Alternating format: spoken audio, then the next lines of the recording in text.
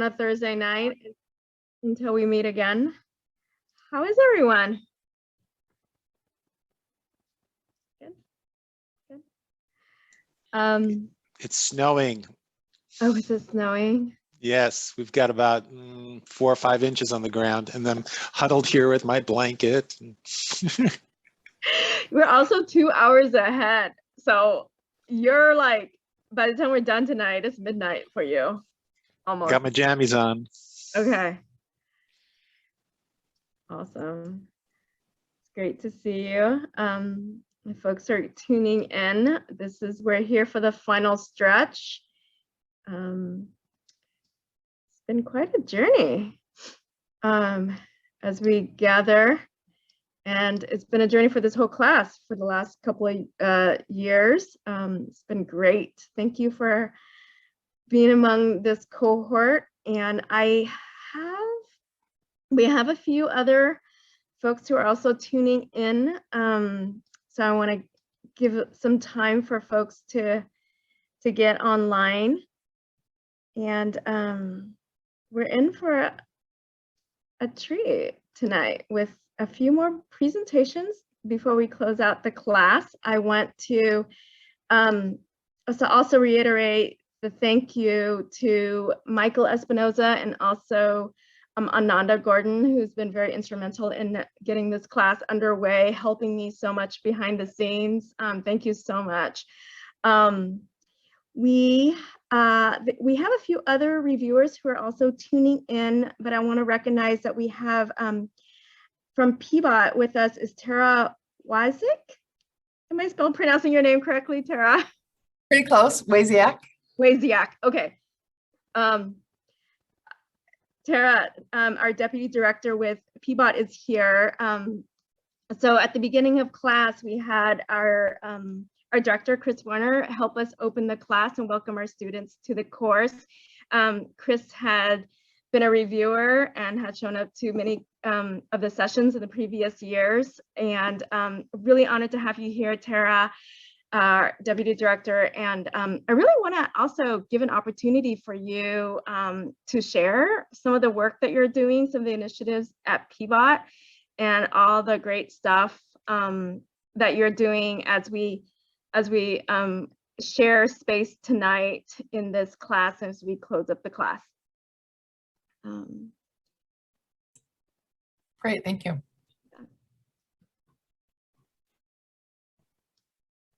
Did you want me to say some? Yeah, I would love for you to say a few words, if that's okay. Sure. Yeah. Well, good evening, everybody. I am Tara Waziak. I am PBOT's deputy director. I use she, her pronouns. Thank you all for including me this evening. I've been really looking forward to tonight. I'm a full transportation nerd, so I truly believe that safe, affordable, reliable transportation systems really have a tremendous potential to improve lives and provide access. It has affected my life in that way. I was on the low income spectrum for a long time, and I was reliant on buses and biking. And it provided me access to sort of opportunity and education. And so I am a full convert. And so anytime I get to meet more people who are choosing to spend their time engaged in thinking critically about transportation issues, and especially through the lens of social justice and equity, I'm thrilled to expand my circle and to be here tonight. So thank you for including me. This feels really fun and cool. So thank you for that. Awesome. Thank you, Tara. Great. Also, as a reviewer tonight, we have Keith Bartholomew from Salt Lake, who will be who will be starting this class pretty soon in Salt Lake. So we've been having conversations and some lessons learned from the legacy of this course. And Keith has been a great reviewer last week. He's joining us again today in snowy Salt Lake. I promise not to foment revolution this time. Okay. And then later this evening, Aaron Golub from PSU will be joining us. And also Alan Leto from TriMet. I had extended the invite to most of our speakers, but we are able to be in the honor of Tara and Keith, and hopefully Alan and Aaron later tonight. So I want to bring up the scavenger hunt bingo game that we all participated in, and I think it was kind of fun in a way. And I started the scavenger hunt bingo game in the middle of the pandemic last year's class, and it was in lieu of the field trip. And we had 4 blackouts, very close 4 blackouts. So PBOT was able to give some gift cards, and I wanted to just kind of bring up those who participated and also those who are, and get some of your thoughts on the bingo game. And should we return it? Should we resume it again? But Deborah, Hendrik, Corin, and Sean were the 4 who really was instrumental in getting through and like going through the games and playing it and Blackout. So I want to just kind of spend a few minutes just kind of reflecting on that game. Is it something that we should continue? Is it something that you really enjoyed? And what your thoughts were on that, especially if you're new to Portland. Corin. I enjoyed doing the bingo game. My only thought, I added on mine a freight column because that's such a big part of our transportation system. It was interesting to add freight and look at how it's being used in different neighborhoods. Yeah, we had a session on sharing the road with freight. So I'm glad you added that. Joan. Oh, I think that's a great idea. This might be a really silly thing, but I didn't always understand the divisions between neighborhoods on this map, and I know Portland pretty well, and I know it's just like I'm not sure. I think I know which one I live in, but I didn't know what all of these roads aligned with. And so maybe if there was, I mean, and I get that that's probably not specifically what the deal is, but this is what I was stumbling over. In order to get a lot more neighborhoods, I was going to have to get in my car and start driving around just to do that. And I guess I could have gotten on my bike or the bus to do that, but I just didn't feel like driving to play this game. Like I wished there was something to do where, I mean, I get that the idea is to see new places, but if there was some interesting way to like stay closer in and do it, but I don't know, I don't have that idea for you. And that's not a like complaint or criticism. That's just a like how to make it more, you know, maybe something that you could do to mix it up a little bit. I don't know, but I think it was interesting and fun, and even though I kind of forgot about it after a couple times through. Hendrik, you were going to say something? Yeah, I'll share something I like, and then something to consider. One thing I really like about this is it forces you to see transportation. You know, like you go to these neighborhoods and you see where there are bike lanes or not, where you see scooters tipped over and spray painted, and like it pushes you to see something that you weren't looking for previously. So I really enjoyed that. The one thing I would like to see in a game like this is something that we can all engage on better. So maybe like each week, 2 people can share their favorite photo of the week and give the story behind what that photo like captured for them. Okay, I like that.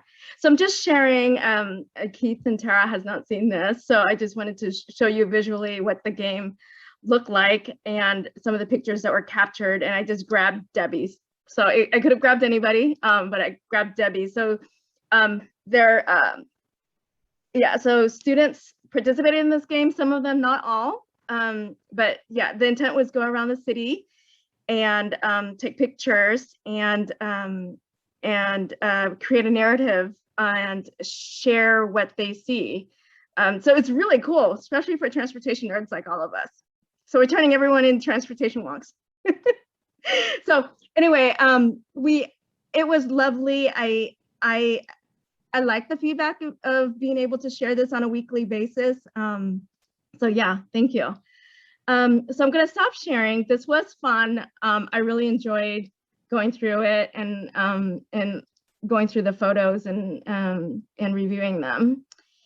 So let's see, before we begin class, so there are a few things, kind of bookkeeping. First, the class evaluation forms were sent out earlier this week by Ananda. So I want to ask that you send it back and give us feedback on the class. And we ask that you send it back by next Tuesday, December 14th, if possible, so that we can gather all of this and close up the term, as PSU also closes up their term. So that's one item. The other item is the certificate of completion for those who've finished up the course and are doing presentations. If you can send your address to Michael, that would be great, so he could send the certificates out to you. And lastly, we have our happy hour plan, and we've been talking about this for a while, and I'd love to be able to bring the 3 courses together, 2019, 2020, and this year's course. So we sent out a doodle pool and a poll to look at dates, and we're tentatively looking at December 14th on that Tuesday. So hopefully everything will kind of wrap up by Tuesday of next week, and we could do a happy hour. So Ananda and Joan are both planning that. I'm pretty sure the tentative date is going to be next Tuesday, between next Tuesday or next Thursday. So that's where we're at, and I'll let you guys plan on location and what to do. So you can't go on Tuesday, so you'd rather not. Yeah, I mean, I don't know. I guess I could help you all plan it and not go, but that feels kind of no fun. So what's the best date for you? Oh, I have a commitment. The Thursday was better. Yeah, and I mean, Thursday. The thing about the suggestion that I gave to Ananda for Thursday would work for Tuesday, I'm sure. It's just that I have another commitment that day. Okay. What was the time you all were thinking of? Were you thinking the class time or earlier? I don't think we had settled on a specific time yet. I think it was just like after 5 p.m. Like the evening, basically, sort of drop in. Yeah. Yeah. So, Joan, if you're planning it, let's look at the dates. I think Thursday works fine on my schedule. Yeah, Thursday would be great. Okay, thumbs up. Oh, I mean, is that okay for everybody? I don't want to be like, well, for me to go, but I mean, but yeah, I thought Thursday would work well because I figured people because if they have this time available already, they might have it next week. Okay, so let's continue planning, and then we'll resume planning for that. I'm somehow blurry. So, okay, so let's start with presentations. It looks like we have most of our speakers tonight. So similarly to what we did last week, the intent of the presentation really is for you to share your projects, and I've divvied up some time, and the time for you to present is really between 3 to 5, and that is essentially the time in which we go to council and present what your pitch is to city council. So the class has essentially been very similar to that. Is how do you convey the messages that you want to share in a concise manner that you can get it across. So for this course, though, I have opened it up for a longer length of time, just so that we have some Q&A and feedback. And since this is the first time, as Tara's joining us, I just want to share that we'll go through the presentations. And after the presentations, usually I would ask kind of qualitatively or quantitatively what you think of the presenters, and also what criticism you have and what feedback you would have for the students. And since I've taught in the urban design studio and architecture. What we do is we have the criticism part of it. So there's a critique part of it and also like the feedback part of it. And Keith, as in the architecture school, knows like the architecture students go through some really intense criticism. So we try not to be so critical, but we do share our feedbacks, and students are also open to share feedbacks on in the chat. So without further ado, shall we start? Okay, so first up is Sean. So yeah, I want to ask, do you want us to share screen or you share screen? I would like you to share, please. Okay. Ananda, will you be able to bring up Sean's presentation, please? Yep. Okay. Looks like Sam is not here.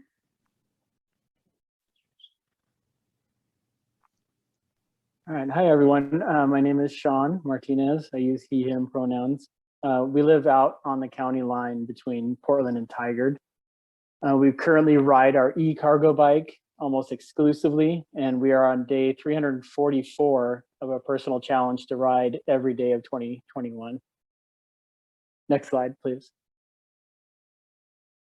When we purchased our e-cargo bike, I definitely had range anxiety, and that's the fear that a vehicle has insufficient energy storage to cover the distance needed to reach the intended destination.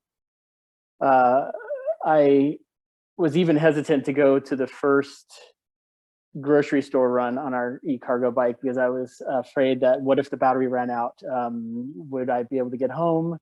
Would we end up pushing our bike? I'm not sure. So next slide. This bar graph shows from the US Department of Energy that the distance of most car trips. And you can see here that the less than 6 miles is almost 60% of all trips. And if we go further into 6 to 10 and get into 15 or less, we're talking about 85% of vehicle trips are under 15 miles. And that's a big chunk of what we do every day. And we're out here driving these single occupancy vehicles. Next slide, please. So in 15 miles, where could you go in Portland from downtown? You could get all the way out past Gresham, Hillsborough, and almost to Wilsonville, depending on your route. If we could take some of those single occupancy vehicle trips and put people on e-bikes or micro mobility, e-mobility, we can make a huge difference in our region. Next slide. So those 85% of car trips say they're 20 to 40 miles round trip. If you're going to go make a purchase at your favorite small business, would your e-bike make it that far? Next slide. So my proposal is that there should be more public charging options, and that would greatly increase the confidence and range for e-mobility users. Next slide. This is our e-cargo bike. We have a Larry versus Harry Bullet. It's an e-Bullet. We have had it about 20 months. We got it right at the start of the pandemic, and we're closer to 8,000 miles right now on the bike total. It's been an amazing bike. We've done a lot of modifications. We have the rain canopy for it. I added like a trailer bike system here. We could tow our kids' bike, and we just use this bike. We go everywhere. I mean, everywhere. But the problem is range. Next slide. So a trip for us to go downtown Portland and back is about a 31-mile round trip. And you can see that it's 2,300 feet of elevation gain come through the West Hills to get back to where we live. And that severely depletes our battery, depending on our load as well. But we cannot make this trip generally with one charge. Next slide.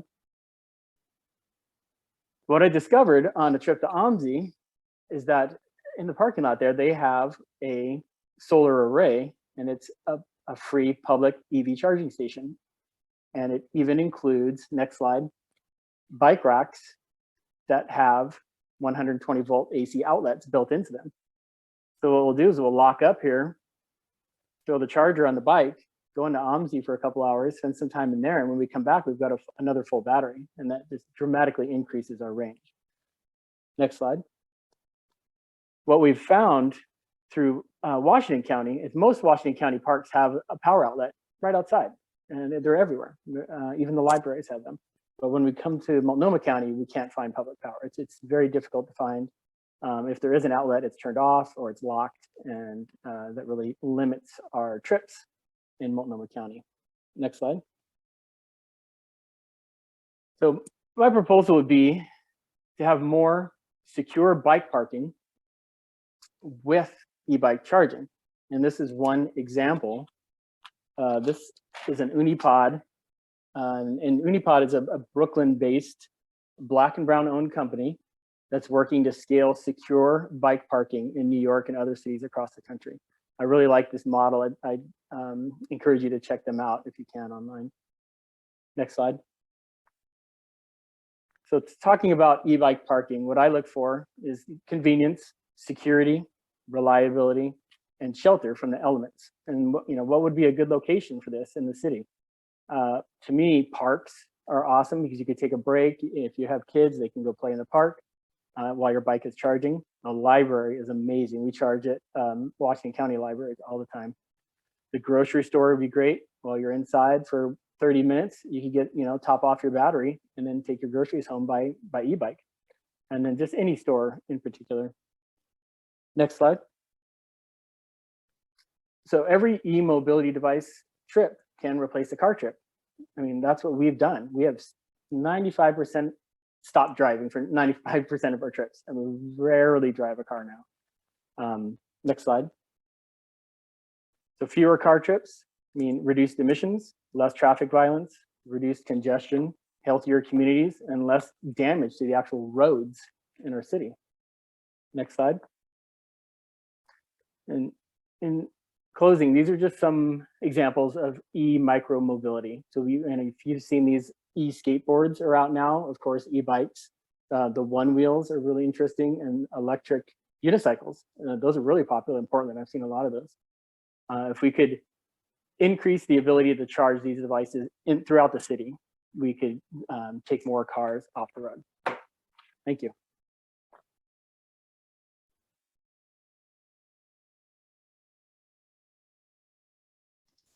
Great, thank you, Sean.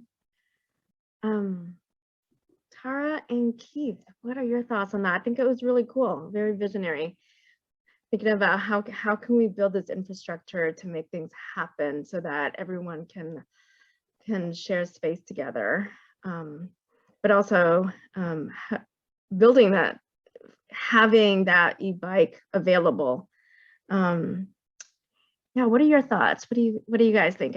I see some really great chat conversations going on inside the chat room also. Well, I just want to first say those are great slides, Sean. You've got a really nice designer's touch there. And so it's a visually appealing presentation, which, is great for bolstering, the telling of your story and the bolstering of your narrative. It's a great concept. And what I love about it is that it's so, it can have such a big impact. And you find, and this is part of the way that you tell the story, you go, of course, yeah, this makes sense. This is like a no-brainer. We should be doing this. I'm wondering if, kind of taking the next step here, I love the example of the modular bike parking facilities that you showed from New York. And I'm wondering if there's a way to adapt those because, the great thing about modularity is that it is kind of plug and play. The downside is that it's a cookie cutter, right? And so there are probably attributes that are embedded in that design that are sourced or calibrated according to something in New York. And so the first thing I'd want to do is I'd want to take the thing apart and put it back together again for you know, for a Northwest climate, for, you know, kind of a Portland street environment. And I think you would find that you'd want to make some changes in how you do, you know, I don't know, protection from the weather, for example, or different types of power, or, you know, even the size. You know, that seemed like a pretty big unit, and I know you want to get as much parking as you can per unit. On the other hand, it might be a little intimidating for at least some public officials, because you're giving up a lot of space. And so if there was a way to adapt it so it was maybe you know, a smaller unit, at least for kind of the initial pilot project rollout, it might be an easier sell. Those are my thoughts, but great idea, great project, great presentation. Thank you so much. I appreciate it. Yeah, I would echo that. I think you laid out a very compelling story, and certainly the design and the layout, and starting with that personal element and that challenge was very cool. So very compelling. The pacing and in your personal, like, oral communication style was also very effective. Really letting people understand what range anxiety was great. When we talk about mode shifts, I think one of the things people wonder about is, like, what is the time commitment? Because there's so many pluses, and people, I think, get why we want to get out of cars. But for some, it feels a far reach. Like, do I have the time to do this? So, you know, you talked about your 31-mile trip into downtown Portland. I was wondering, like, how long does that take? And could I incorporate something like that into my life? So that would be maybe one thing to add to get people comfortable with it. But I think overall, fantastic. It's a great idea. And it feels, I love also where you put, like, what locations would be the good locations for these chargers. It really drives home the point. So good, really good. I appreciated that. Awesome. Thank you so much. Mhm. Thank you. We are, so much of this is getting into the way of the future and looking at what's possible and how can we build the infrastructure, but also there's a health equity component to this, is getting more people on bikes and getting more people on the road, so safely, and also having the infrastructure there. So let's move on to the next presenter, and we have Ada. I want to share with Keith and Tara. Ada is she's new to the class, but she's also a high schooler. She's our one and only high schooler ever who's taken this class, and her application came through, and I was like, she sounds so amazing. I'd love for Ada to be a part of this class, and she's been quite a contribution to the course. And it's been so fun having her as well as everyone else. But I just wanted to say that we've got a high schooler from Grant High School who's very instrumental in this work and has been very involved in the community. So Ada's going to talk about transit access and education for students. So you're up next, and would you like for us to share, or do you want to share screen? If you could share the slides, that would be great. Okay, awesome. Ananda, I'm going to have you bring it up. Thank you.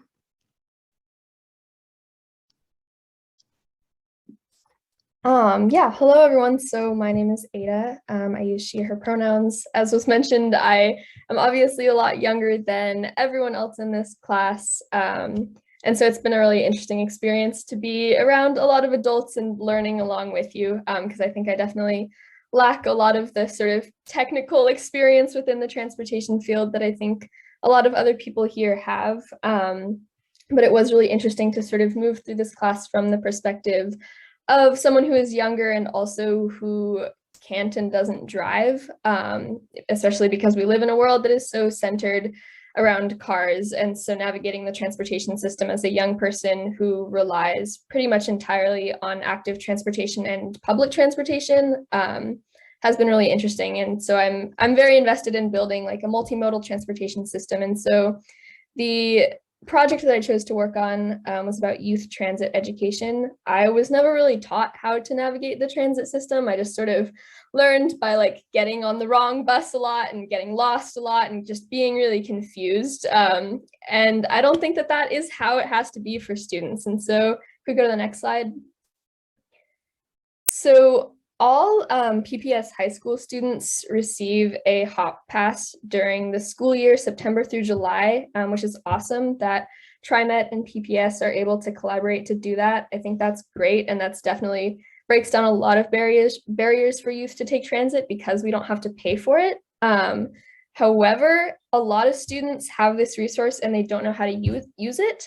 So I surveyed about 120 of my peers at various schools for this project, and I found that a lot of them don't ride transit either because it's inaccessible to youth or just because they don't know how, and it's really confusing to figure that out. Next slide. So one of the things on the project sheet was to include a map, which I was a little bit stumped about because this isn't relevant to a specific location. But it was interesting just to see that we have a really great network of public transportation in Portland, and all of the high schools do have stops near them, and they are all well connected by the transit system.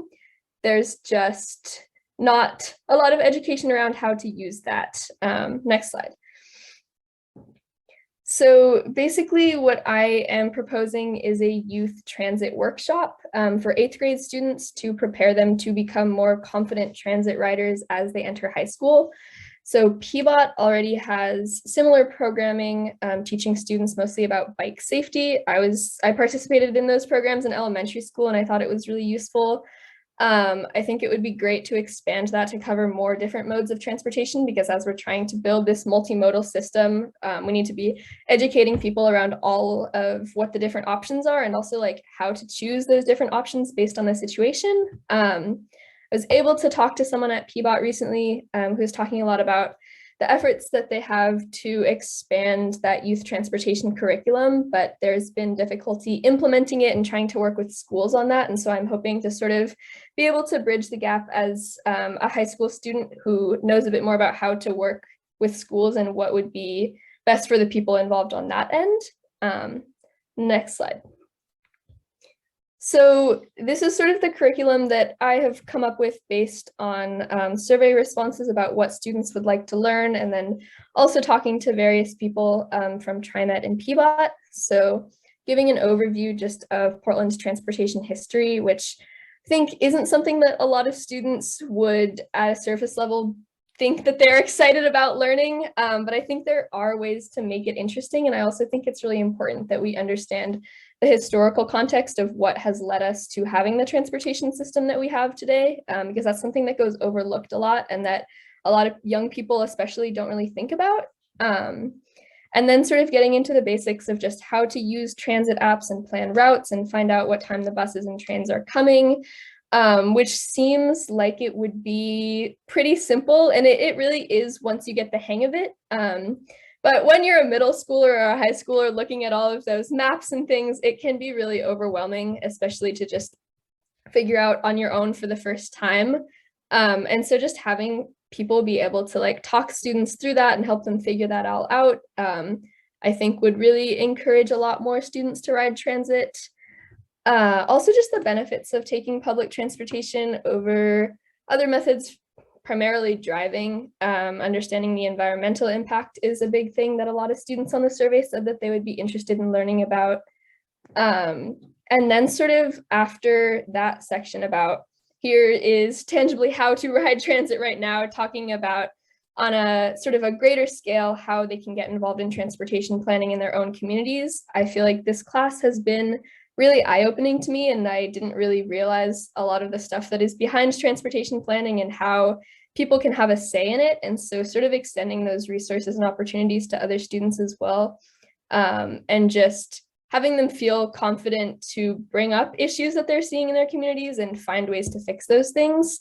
And then essentially with my vision for this workshop, it would culminate in a field trip around the city using various methods of public transportation so that they can gain sort of real world experience in that. That was something that I really appreciated about the bike safety program that I participated in elementary school with PBOT, is being able to actually go out in our neighborhood and ride bikes around and use the skills that we had learned. And I think that that is something that would really give students a lot of confidence to be able to apply that knowledge in the world. Next slide.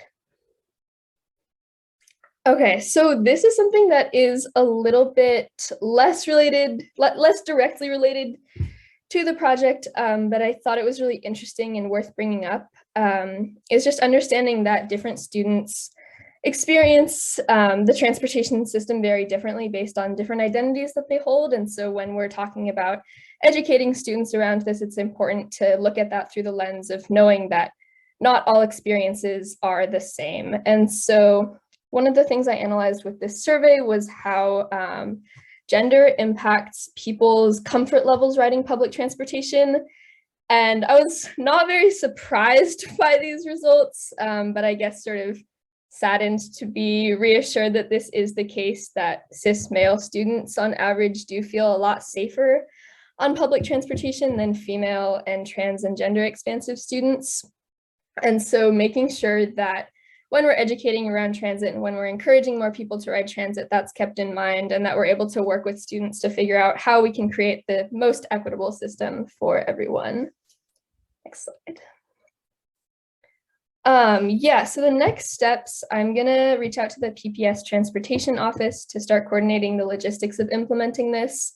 PBOT has had a hard time working with schools from what I've heard, just because finding like time in regular classes for this to happen can be tricky. The school schedules are really complicated, and I think that a lot of teachers don't necessarily understand why this is such an important thing that students need to be learning about. And so being able to convince them that it is really something that we need to make time for. One of the things that I am really interested in is potentially having high schoolers be trained to essentially mentor middle school students, because there aren't enough PBOT employees, for example, to go and teach this at all of the classes at all of the different schools. And so if we could train up a group of high schoolers who can help present in middle schools, I think that that would be really awesome, especially for students to learn from each other and for those high schoolers to also learn from teaching other people. And then, yeah, just continuing to gather student feedback about what they would like to learn. I would like to reach a wider range of students at different schools, and then also start surveying more middle schoolers, because I did survey high schoolers and I'm wanting this workshop to be for middle schoolers. So just figuring out the logistics of that. Yeah, this is something I'm really excited about, because a lot of the transportation related work that I do is a lot more like long-term, maybe making an impact over time. And this feels like a really tangible change that I can make in my community in the next few months. And so, yeah, I'm really excited to move forward with this project.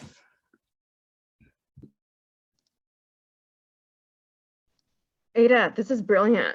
This is just brilliant. It's amazing. I think we have to follow through with this.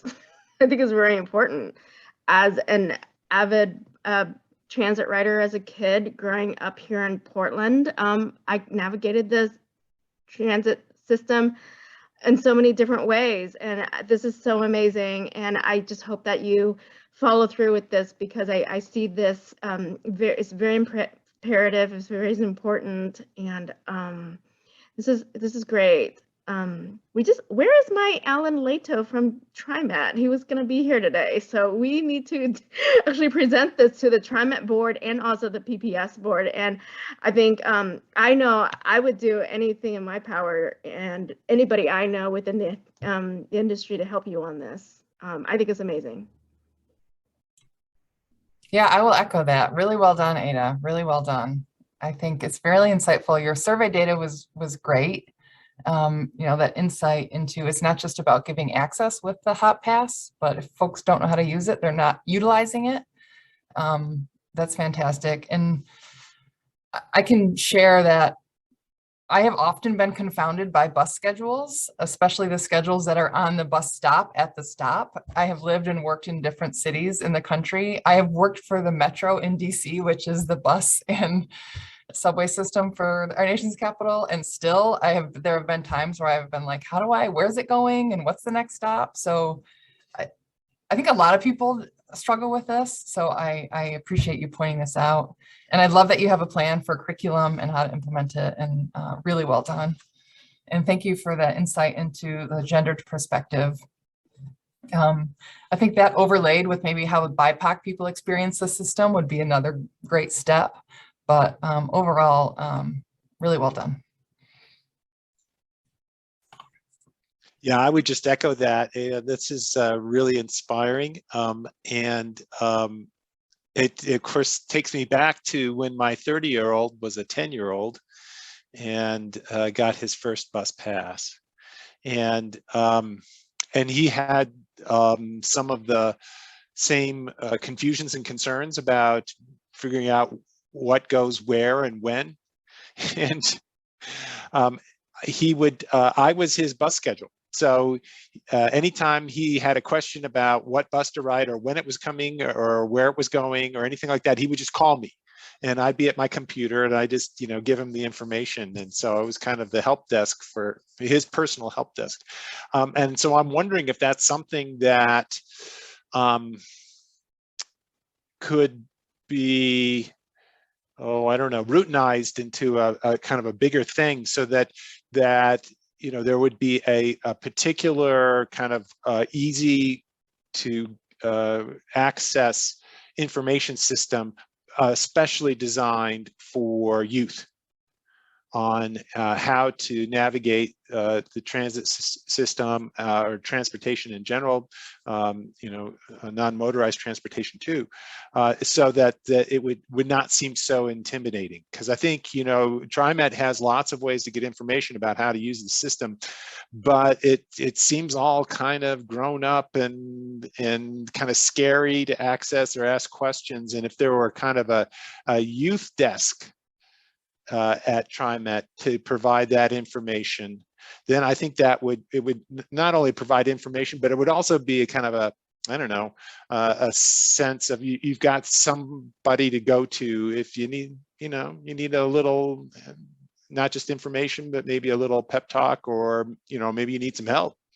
I think that could increase confidence, because that's what this is about, is building confidence in young riders. And with every step forward, they get more confident, and that confidence bleeds over into other parts of their lives in really positive ways. So this is a great thing. Thank you for doing this.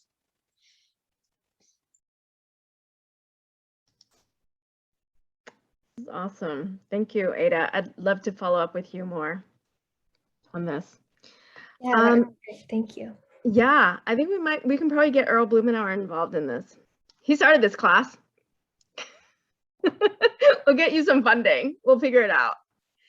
So next up is Trisha Patterson, and Trisha's gonna talk about safety in greenways. Yeah, thank you.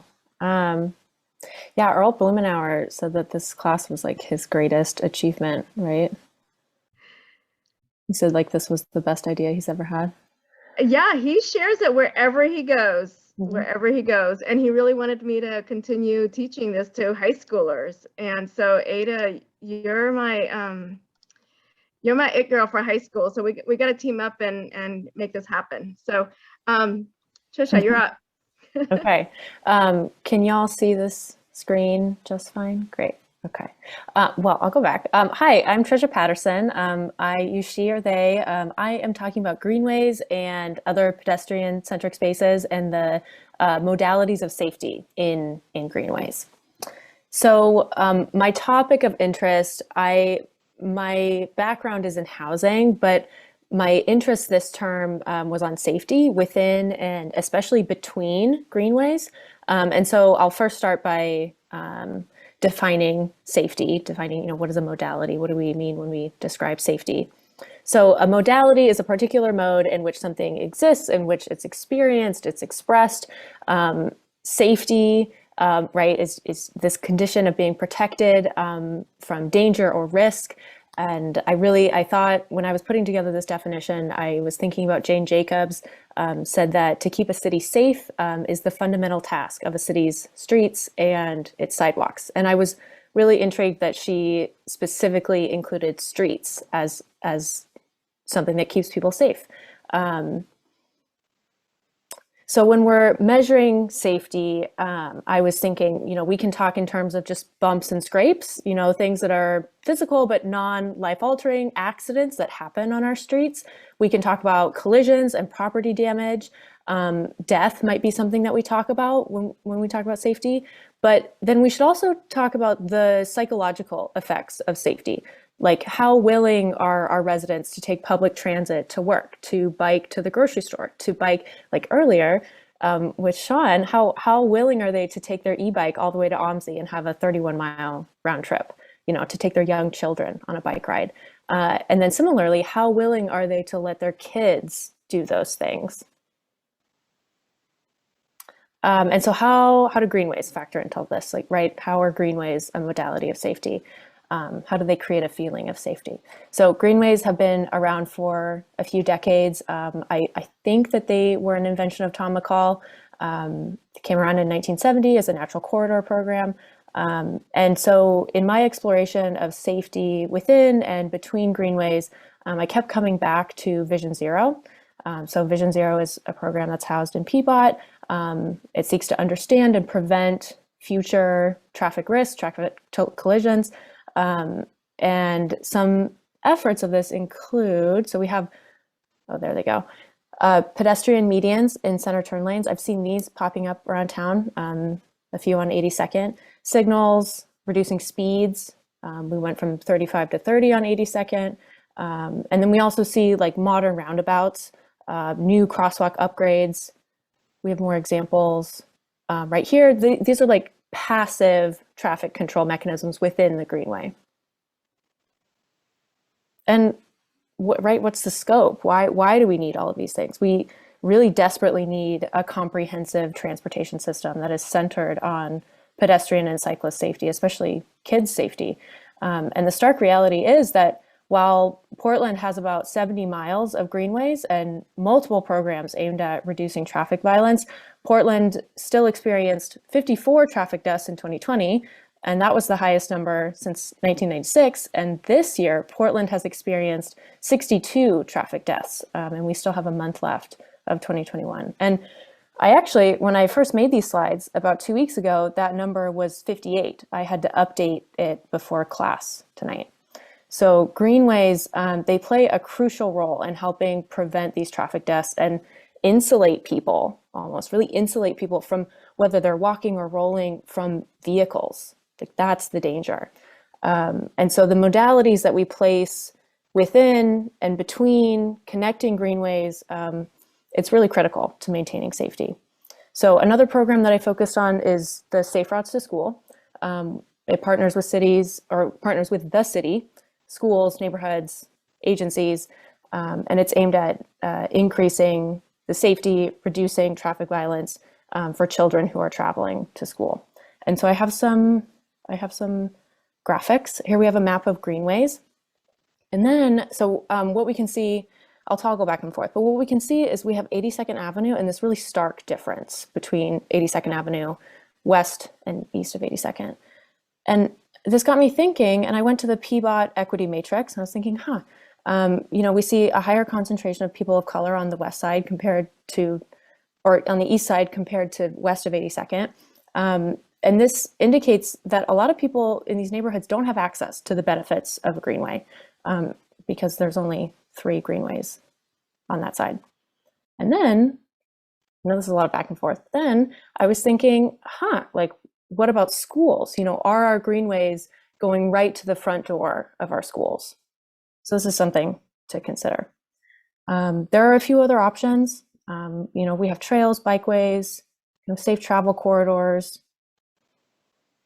But really, what further efforts need to be made, and what my recommendation would be, is increasing these investments to expanding greenways, expanding the Safe Routes to School program, and continuing to use PBOT's equity matrix to inform where and how these investments are made.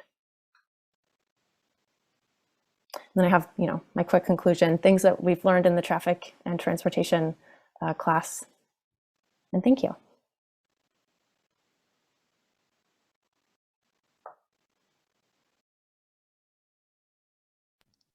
Great, thank you. Thank you, Tricia. We all need more greenways, and yeah, Jane Jacobs is definitely one of my favorite authors. If you have not read her work, I think it's a great proposal. I think you did a really good job pulling it all together. Oh gosh, Keith and Tara. Quick cut. Tara, Tricia, that was really insightful. As a user of the street, the worst sign that I ever come upon is bikeway ends, end bike lane. I'm on my bike and there's a sign announcing the end of the bike lane, and it's like, well, what am I supposed to do now? Vaporize and then just conceptualize myself, when the bike lane starts again. And so I think, the focus on connectivity is so important, because greenways in the abstract, to borrow from Jane Jacobs again in her treatment on green spaces, she's very critical in Death and Life of Great American Cities about the kind of knee-jerk embracing of uncritical embracing of green space. And I think we could maybe extend that to also greenways, in that, yeah, in the abstract, they are great, they sound great, but their value is so much tied to the degree to which they are networked. And so, one of the things that you might think about for another generation of this project is to do a gap analysis, where you create a matrix for identifying the gaps, like to schools. You mentioned schools. Where do the greenways come close but not quite get to the school? It's in a way, I guess it's kind of its own first mile, last mile kind of question. I think that might be a really cool way to extend your observations. Great project, great presentation. Thanks, Tricia. That was really great. And I will echo Keith's sentiment there. I love this idea of overlaying the Greenways network with the Safe Routes to School and finding those gaps and how we might increase that connectivity. I think it's fantastic. I will admit, I found myself getting like defensive as a Peabotter about traffic fatalities, but you rightly point out that they are on the rise, and they are on the rise nationally. The pandemic has really upticked what we're all facing in terms of aggressive driving and street racing and all the things I'm sure you all know about. It is a bad place to be for all of us in the community. But I love this idea of this modality of safety. And I also think one of the other challenges about, you point out rightly about the lack of greenways east of 82nd is understanding, are these greenways something the community wants? And would it be beneficial, and would they be used? And would it be something sort of we would be doing in the community, or does the community east of 82nd want these greenways? And I think that is a challenge to sort of meet folks where they're at, and make sure that we're making the investment that is in line with what the community needs. So I think it's really well done, and thank you for this insight. And also very timely, because 82nd Avenue is a hot topic right now. Absolutely, yeah. I think the community engagement process around 82nd Avenue and what the future of 82nd looks like will be really interesting to hear what people want and how they want the future of 82nd to look like. Yeah. And Tara, if you weren't familiar, we did an 82nd Avenue walk for our field trip a few weeks ago, and Ashton Simpson of Oregon Walks hosted us, and we did this, and we got to see all the infrastructure, what's going on there. We got to go on an early morning, look at all the traffic signs, and then it ended up with a culturally a Vietnamese lunch. So cool. It was fun. but yeah, very much 82nd on the books for a lot of people. Very cool. Yeah. So I see that Aaron has just joined us, but I think what we're gonna do is go in for a break. We've listened to 3 presentations. Let's break for 10 minutes and return. And I think we're gonna actually have some time for kind of a good briefing afterwards, or just some shared space, because we only have 2 presentations after the break. So let's break for 10 minutes and come back at 7:45, and we'll listen to the last 2. Thank you. And we are now turning towards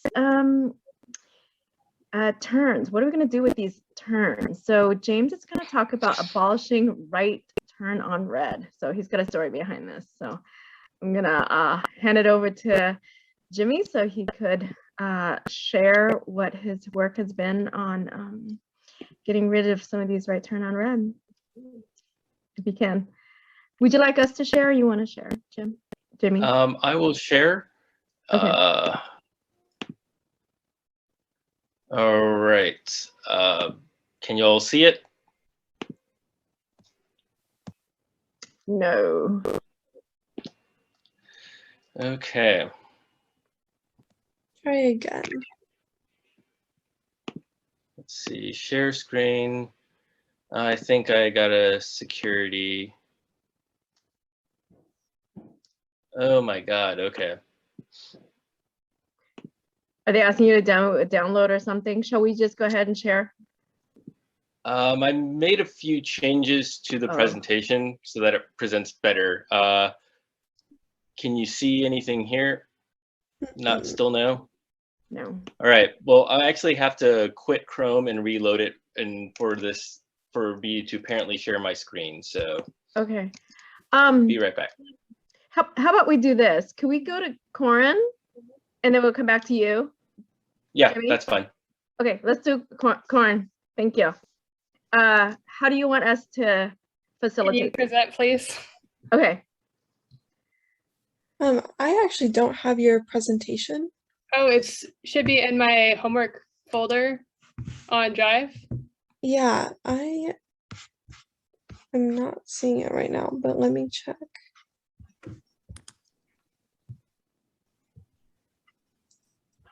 Okay.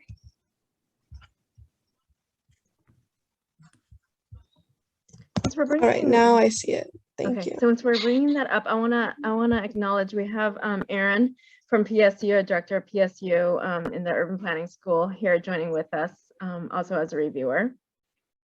Aaron, we're joined with Keith from Salt Lake and Tara, our Deputy Director of PBOT, Tara Wyziak.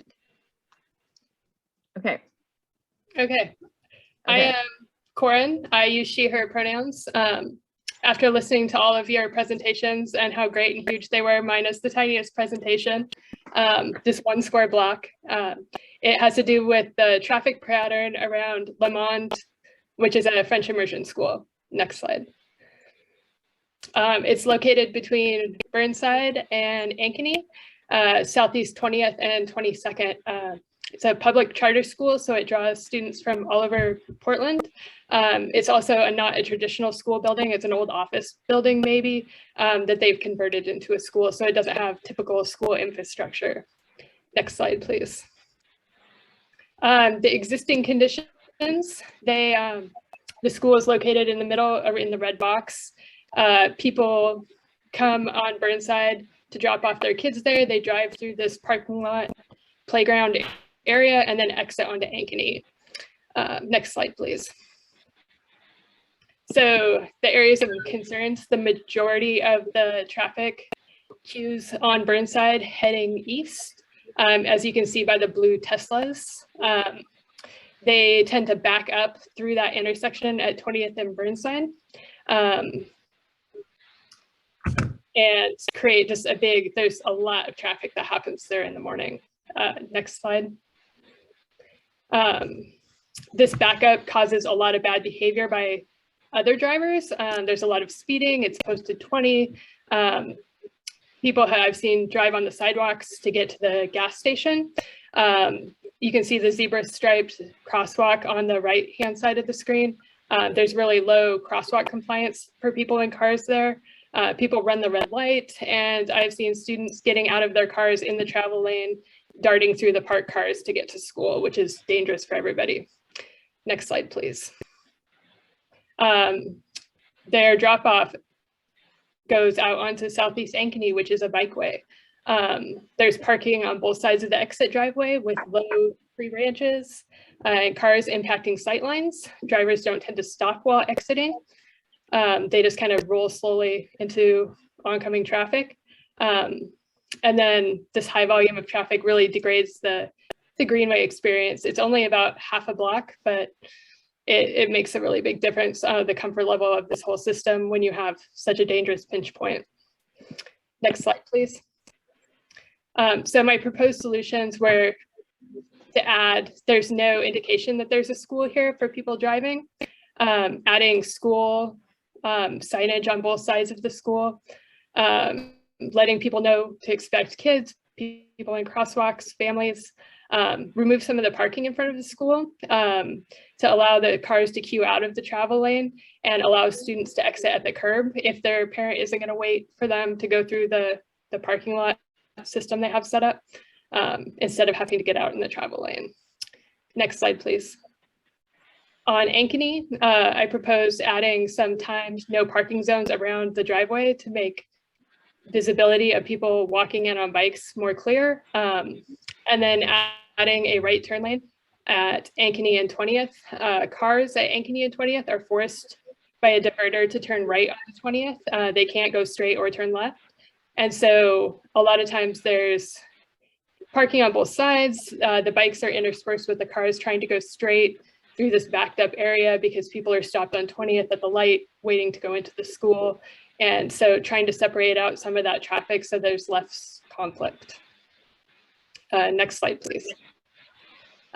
So I talked to two different people at PBOT, Laylee with Safe Routes to School and Scott Cohen, the Neighborhood Greenways coordinator. So on Burnside, the feedback I got that Safe Routes to School programs have to be initiated by somebody at the school, not a community member.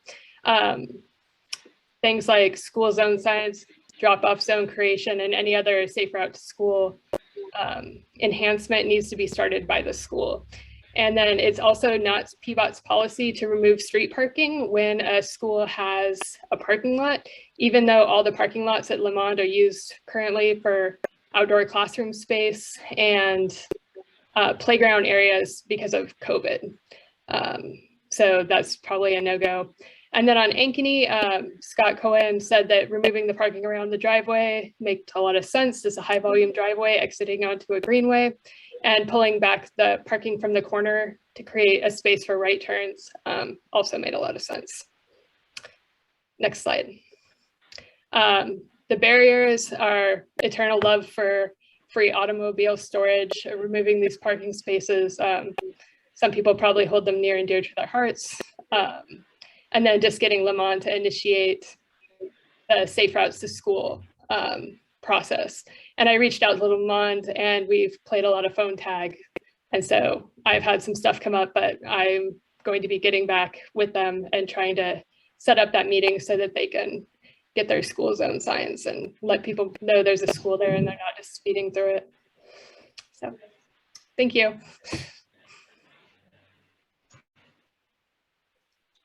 Thank you, Corin. I see a recurring theme from last week and this week, and there is a yearning for safety, and especially safety around schools, threading in safe routes to school. So I just want to bring that up as a reoccurring theme in this class. I think it's becoming more and more prevalent in the world of creating safer space for everybody. But I love your idea, and I think it's very necessary. I want to open it up to Keith, Tara, and Aaron to see what your thoughts are on that. I think safe routes to schools are very important. Somehow we have all these presentations here to make it all thread together. Yeah, Corin, thank you. This is really great. you taught me something. I've only been the deputy for about 6 months, so I'm still learning a ton about PBOT. I didn't know you had to initiate a Safe Routes to School initiative as a member of the school. So that's something I learned. Interesting. I will definitely follow up on that one. Thank you for that. From the perspective of a presentation to council, very well done. I mean, how you laid out the presentation, how you educated along the way with your visuals, and sort of the calm pacing and delivery of your communication was very effective. So that's fantastic. And I would love to also share this with our city traffic engineer and see what she has to say about these things, because I think you point out some really valid safety concerns. And I guess technically it's not through the Safe Routes to School program, but there are other ways. 823 Safe is one way to bring up concerns to PBOT. So, and another way is just to reach out to people. And you certainly reached out to me with this. So thank you for this. Very, very well done. Thank you.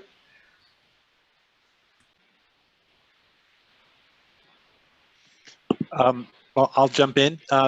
Corinne, that was so granular. I mean, this is a great example of how kind of local knowledge is irreplaceable. I mean, you know every little detail about that block, and that kind of granularity and particular attention to what's happening with that block was just fantastic. And you know, all I can say is keep going on all those ideas. I know you're going to get some traction on all of them, but I'm also wondering if there's a way to scope back a little bit and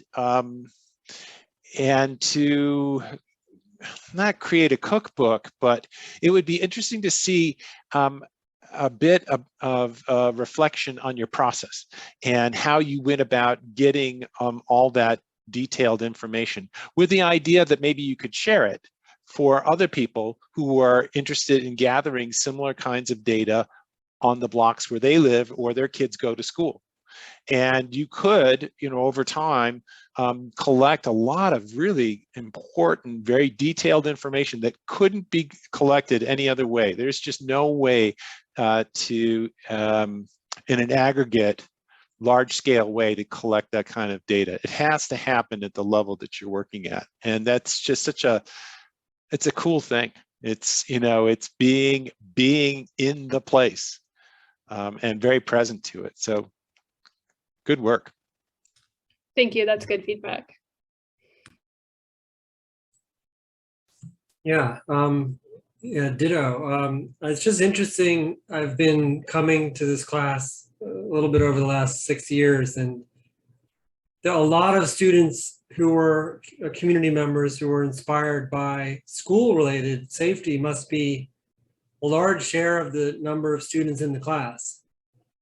That really, it speaks to how powerful I think the issue, you know, it's one thing when we're navigating traffic and we're adults and we're like, but then when you see the little kiddos, it's like, there's something that happens, I think, that triggers a lot of, important, of course, but there's something deeply psychological about the safety issues with little kiddos. So it's just fascinating to see. And I think it was a great presentation, great graphics. But I hope that, yeah, the PBOT and others can listen and take some of your recommendations. Yeah, good job. Thank you very much. This is my 3rd year teaching this, and I know I've mentioned this before. And over the first 2 years, I've had 4 students that came out of this class who decided to pursue graduate degrees in urban planning as a result of this course. Some at PSU, another in Arizona, another at U of O. So it's really have paved the path for those and the inspiration for those to continue into the industry. And I want to echo one of the things, I want to share actually one of our students from my first class who took this course. It's a very personal story. And I think, Michael, you would remember she had a child who died on the street. And even to this point, I'm still like getting chills because it just like, it was so heartfelt as to why she took this course and what kind of changes she wanted to make within the city, and going to city council and talking about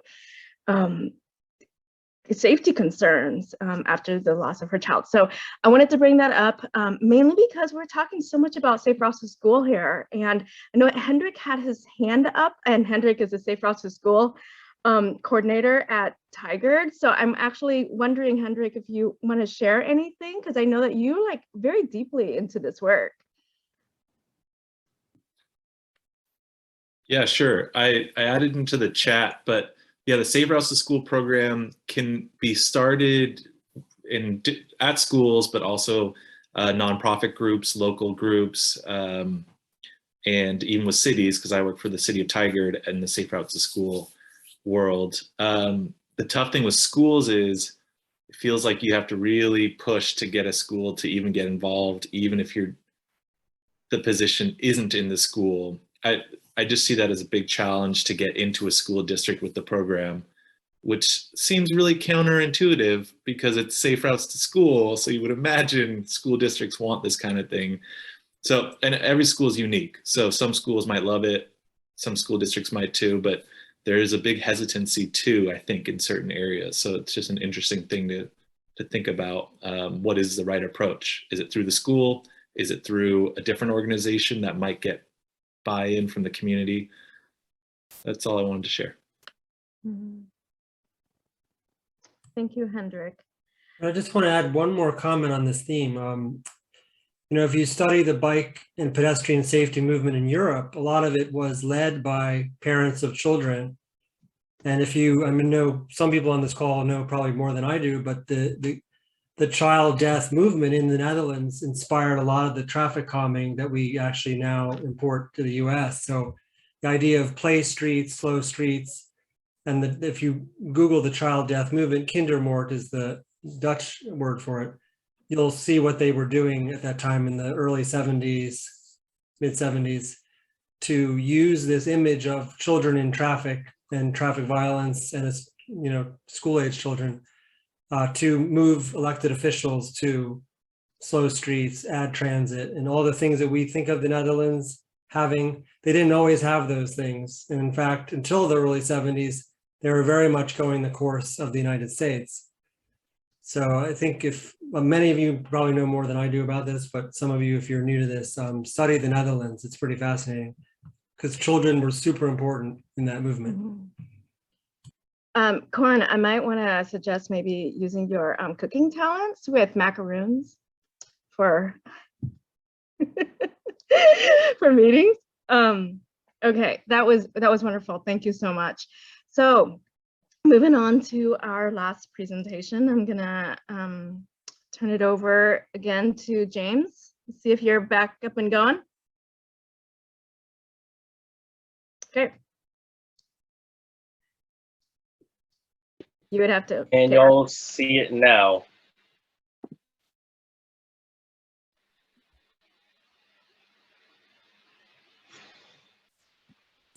Yep, we see it.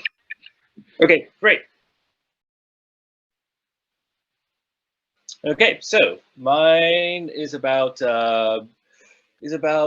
getting rid of right turn on red, sometimes called free turn on red, but the idea that when a car reaches a red light, after stopping and checking to see if the coast is clear, they can then turn right. It's actually a pretty rare thing in the world. Like outside of North America and China, there's only a handful of countries that just allow it. And even in North America, New York, Mexico City, and Montreal don't allow you to turn right on red.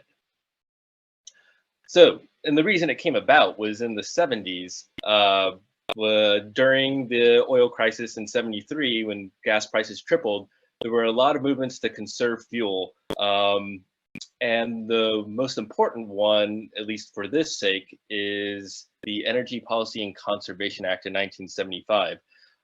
That just said, the federal government said, we're not giving you any funding for conservation programs unless you allow right turn on red. So by 1980, the last state allowed it. Studies later found that it can save about 1 to 4.6 seconds for anyone who wants to turn right, which when you add up a lot of cars throughout the whole country, I mean, that can add up in savings. And in terms of safety, we really have really bad data on this. Studies studying a national study studying fatal accidents from 1982 to 1992 found that right turns only accounted for 84 fatalities out of 485,000. But this data couldn't even take into account whether the light was red or not. So it's not that great of data. A little bit better is some data we have collected from 4 different states between 1989 and 92. And it found that right turn on red was a very small proportion of intersection accidents, just 0.4%. But it did very much disproportionately involve pedestrians and cyclists. And then it used to be that Quebec didn't even allow, the entire province of Quebec didn't allow right turn on red, but they found that it didn't really affect fatalities much. So everything but Montreal started allowing it, I think in 2003. So if it is slightly more efficient and the data shows it won't save that many lives, like, why am I suggesting it? First of all, I think that the whole rationale for it is a little outdated.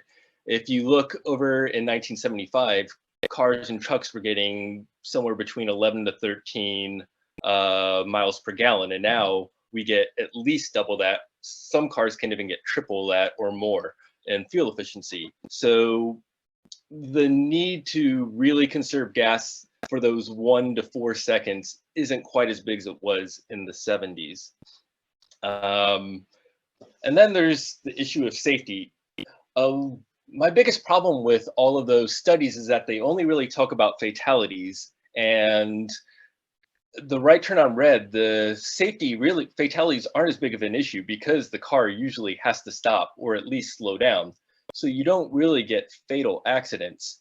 And I'm really glad I'm doing this right after Trisha's presentation, because I think there's a whole conversation we had about safety that's not just about injuries and fatalities, but about people's perception. And for example, people think I'm taking a huge risk when I walk down the street to go to the Safeway because I'm walking down Lombard and it's considered an unsafe walk. And accidents still do happen. There was at least among like the cyclist blog sphere, this was a pretty big incident where in Fairfax, Virginia, a police officer stopped at red and then turned right, hit a cyclist crossing the street, and then charged that cyclist with a ticket because it appeared out of nowhere. And the second reason I think getting rid of right turn on red is actually an equability issue. Because when you allow right turn on red, it creates this incentive. In order for the car to see if the coast is clear, they wind up going well past the stop line and trying to see. And while generally that's fine for someone who's able-bodied, if you can imagine if someone were trying to cross a crosswalk or even access the curb on the street, who is not as able as I am, that does create an issue there. And just removing any incentive for the car to sneak into the crosswalk, I think this is just one incentive for that.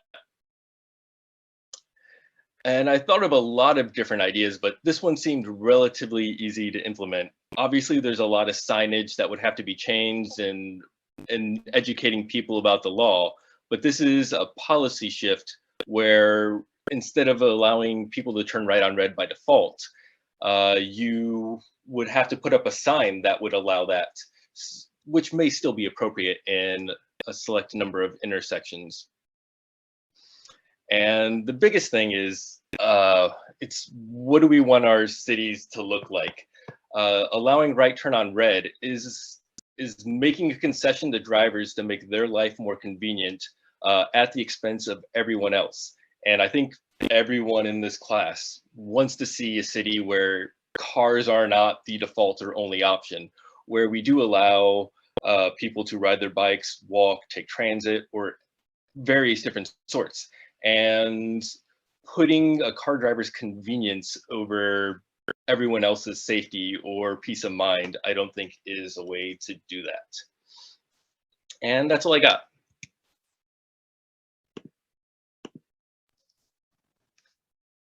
Thank you, Jimmy. Pretty compelling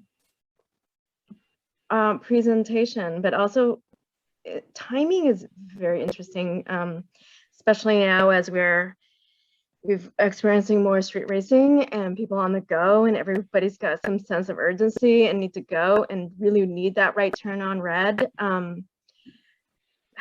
How do you make it happen? How do you become as persuasive as you can at City Council on this to try to get this to a no? Yes, we could abolish all this. Great presentation, great research. I know you've lived at different places around the world, so I'm happy to hear the experiences from other places. But yeah, what can we do here in Portland? Great. Yeah, I will also echo that. Nice job, Jimmy. I appreciated, I thought it was strong that you gave the global perspective in the context of the policy, the 1975 policy. That was really well done.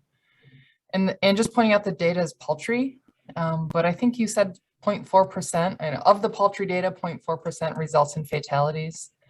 So that's compelling, especially if Vision Zero's goal is to eliminate traffic fatalities. 0.4% matters.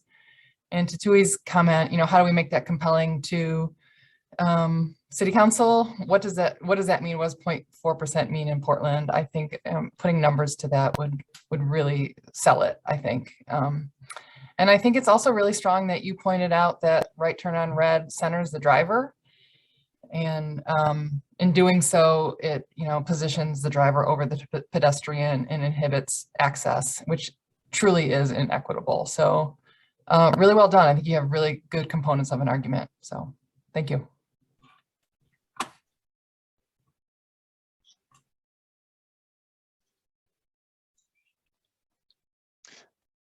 I too like the presentation. I have been an opponent of right turn on red for a long time, and it takes me back to, I can't remember which, very early Woody Allen movie.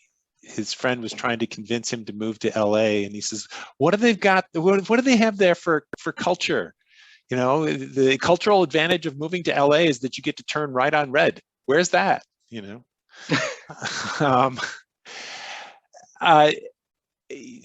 thing about right turn on red is the requirement is that you stop before you proceed into the crosswalk and around the corner. And I don't know what your experience is. My anecdotal experience is that most drivers who are turning right on red do not stop. They roll. They just roll through, and they're not looking, woe be it to the person who is crossing, how do you say it, against that turn, because the driver is not looking at your direction. The driver is looking to the left, and you're coming from their right-hand side, and so they're turned away from you, and it's a very perilous situation for a pedestrian. I think another angle here that you might consider is street space.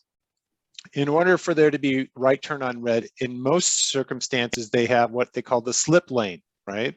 So it's an extra lane that is dedicated just to that right turn, which of course is increasing the crossing distance for pedestrians. And so, one of the things to complain about with right turn on red is that extra lane.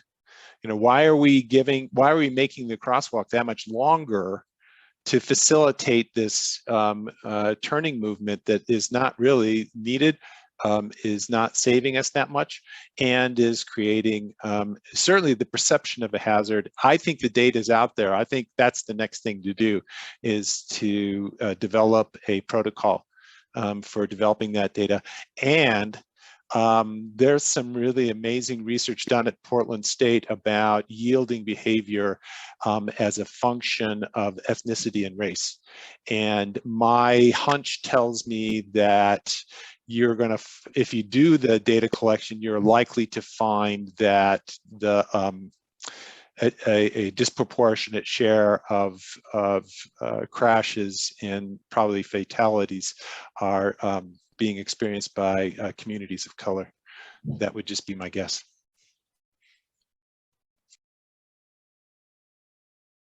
Yeah, one of the biggest, or the only downside I could really think of, is if you're creating another traffic law, certain groups will get that enforced. Certain neighborhoods will have that enforced more heavily than others, and I don't think it'll be fair the way that's done. Right. So it should be maybe universal.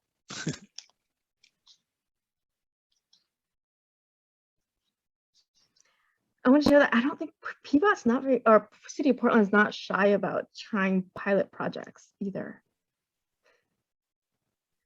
And I've seen it all over the city over the years, over the decades. I see some amazing conversations going on in the chat. There's so many questions as to what could be done, what can't be done. I'm not sure we're gonna address them all tonight. But that's all I have for tonight. I want to open the floor really to give you all space to share anything you'd like, feedback from the class.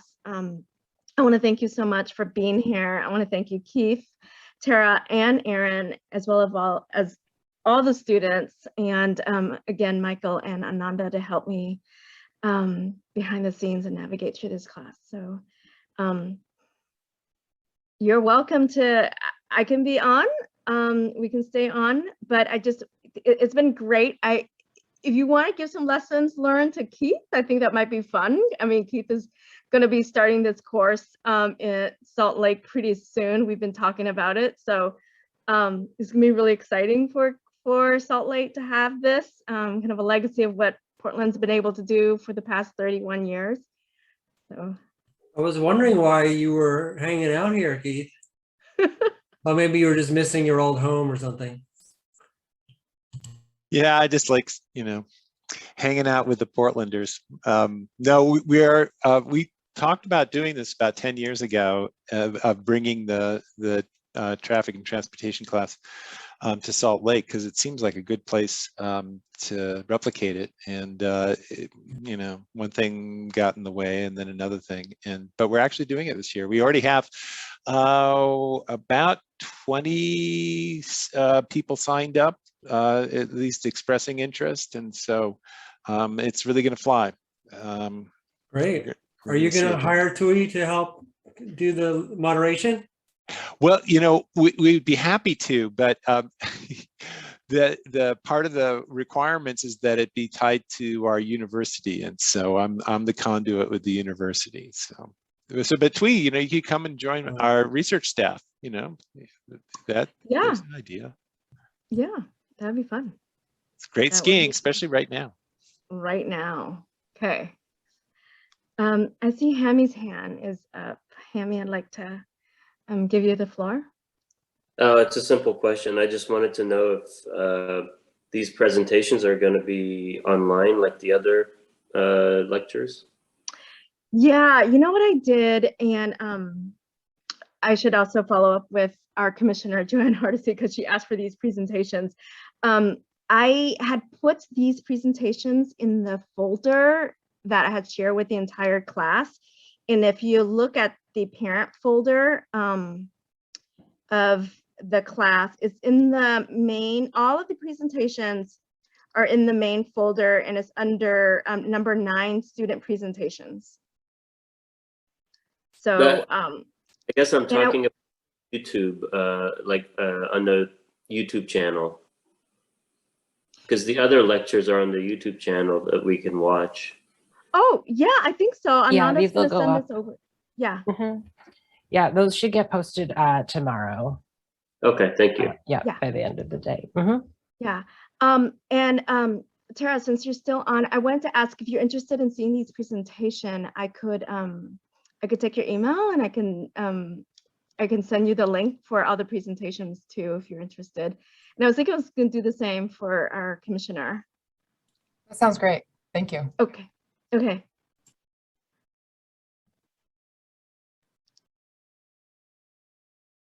Yeah. And if anyone wants to go to Europe, we're running a study tour to Copenhagen to look at exactly some of the solutions that you've all pointed out. It's not inexpensive, but email me if you're interested, and I can connect you this summer. And if anybody wants a career in transportation, PBOT's doing a lot of hiring right now. So check the City of Portland website, come join our team. We'd love to have you. And if you're interested in going to graduate school, Jimmy, maybe this is up your alley. For anybody, apparently I've done a lot of letters of recommendations for students to get into the programs after this class is over. So there's a career for you in transportation. You're almost there. And yeah, this has been fun. It's been fun to facilitate this and get this underway for everyone. So Tui, as you mentioned, there is a time difference here, so I think I'm gonna roll off to bed, but you did invite people to offer some advice to your compatriots in Salt Lake City, and I don't know if this is an appropriate thing to do, but I know you have students that are filling out response forms and surveys on the class, and if there is a kind of residual comment window on that, if you've got something specific you want to send our way, we would love to hear it, and maybe you can just include it in your evaluation on the evaluation form. Yeah, that's great. Great. Well, excellent work, everyone. Okay. And thank you so much for including me, and keep up the good work. Keep going. Thank you, Keith. Yeah, I'll sign off as well. Good to see everyone. Great job. Great. Thank you. Yeah, thank you for including me. This was really fantastic. I really liked it. Thank you. Thanks. Thank you. Good night.